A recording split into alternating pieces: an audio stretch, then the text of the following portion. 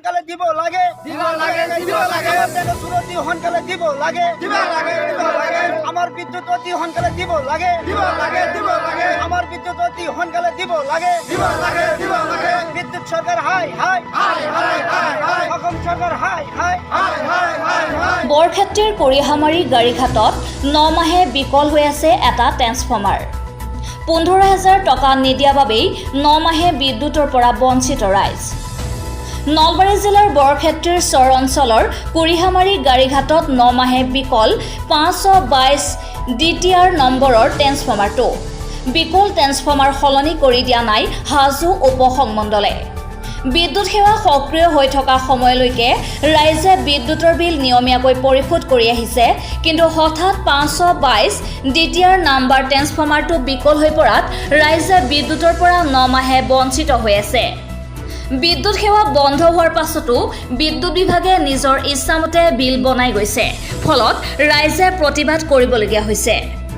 বিদ্যুৎ বিভাগ হাই হাই অসম চৰকাৰ হাই হাই আদি স্লোগানেৰে প্ৰতিবাদ সাব্যস্ত কৰে ভুক্তভোগী ৰাইজে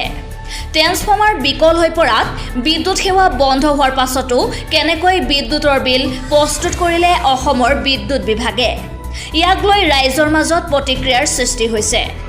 আনহাতে বিদ্যুৎ বিভাগৰ লাইনমেনক 15,000 টকা নিদিয়াৰ বাবে হাজো উপসংমণ্ডলৰ পৰা ট্ৰেন্সফৰ্মাৰ অনাৰ ব্যৱস্থা বিদ্যুৎ বিভাগৰ কৰ্মচাৰীয়ে কৰি দিয়া নাই বুলি চৰ্চিত হৈছে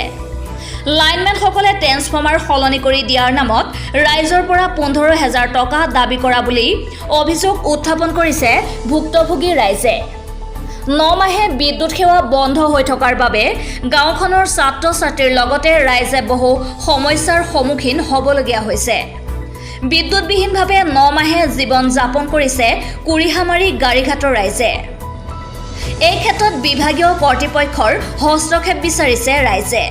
অতি সোনকালে বিকল ট্ৰেন্সফৰ্মাৰ সলনি কৰি নতুন ট্ৰেন্সফৰ্মাৰ সংযোগ কৰি দিবলৈ অসম চৰকাৰৰ লগতে বিভাগীয় কৰ্তৃপক্ষক অনুৰোধ জনাইছে ভুক্তভোগী ৰাইজে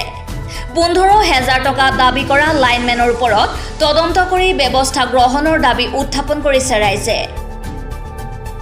নিউজ ডেস্ক ৰিপৰ্ট অসমী ভিজন